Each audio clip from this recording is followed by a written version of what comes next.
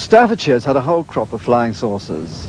Spots in the sky, lights in the sky, strange things. But the strangest of all was seen one day over this cottage. Mr. and Mrs. Rustenberg were living there, quietly, out in the country.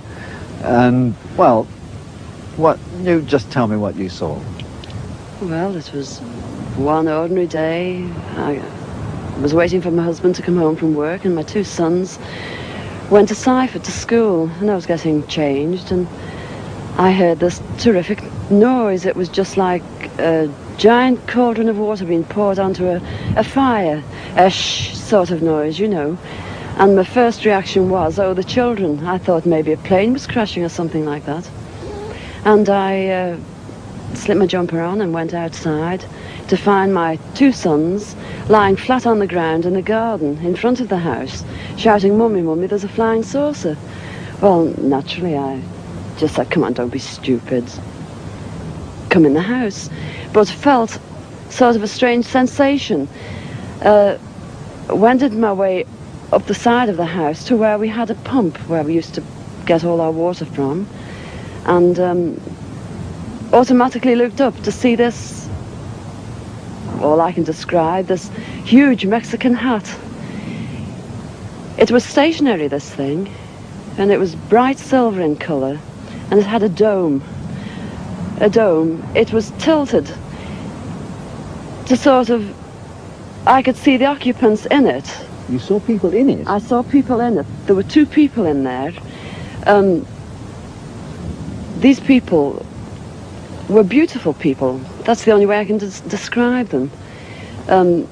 They had long golden hair, like a page boy bob, just like the old kings.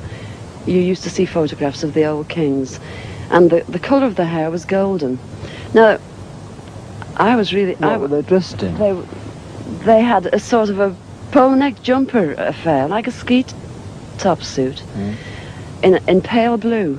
Now, these people weren't sat behind, one behind the other. They were sat together, but this, whatever it was tilted so that I could see them and they could see me. Were you looking at them through windows, through portholes, or...? No, not portholes. It was just sort of like a cockpit, I suppose, that had this perspex or glass or whatever it was. They could see me anyway, and I could see them.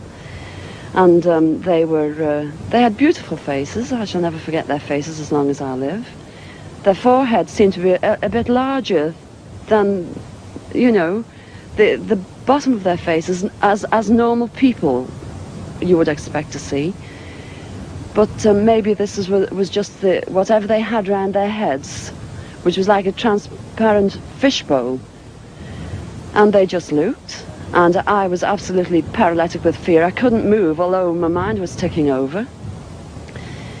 And they looked so sympathetic that I was just mesmerized for what seemed to be, ages, but it could have only been seconds. And I turned to sort of look down at the boys, was unaware that they were with me because I was so absorbed. And the next thing, I looked up and it was gone. How low had it been? It had been the height, I couldn't tell you. But the house that you've seen, it was just on top of the roof. It was hovering on top of the roof. How big was it compared with the size of the house? It swallowed the whole circumference of the roof. I couldn't see. The roof was completely blotted out. The chimneys I couldn't see. All I could see was this massive object that I described as like a Mexican hat without the bubbles. And then it flew away sideways or upwards? No, I didn't see. I just looked up and it had gone. But I assume it went straight up, because for a short while after in the sky I looked around and I said to my two boys, "Where can you see anything? Can you see anything?" And they said, "There it is, Mum," and they pointed up, and I watched it. It was just like a little cotton reel in the sky, and it circled us 3 times. It went round 3 times, and then it just shut off, and that was it. When I started to analyse myself afterwards, I feared that I might have had an hallucination, but then I knew I hadn't had, because my sons were so sure about what they'd seen and what I'd seen.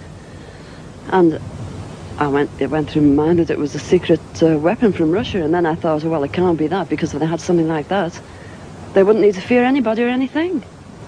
Were you scared by it? Did you run Oh, indoors? I was petrified. I couldn't move. I couldn't move a muscle. I was paralyzed with fear. But now I wouldn't be. Because now, when I look back, you know, I think, what an amazing thing to have happened, and for me to have seen it. And when your husband came home, where were you? Well, when my husband came home from the office, I was locked in the house with my children, under a big kitchen table that we were using. Under the table? Under the table, yes. It's funny now when I look back, you know, it sounds absolutely ridiculous, but this is the truth. This happened. And that's it. We were ridiculed. It was very embarrassing at the time, and people, they possibly thought, oh, she's a nutter. But, you know, who cares? This is something that happened to me, and I'm a practically minded person, and that's it.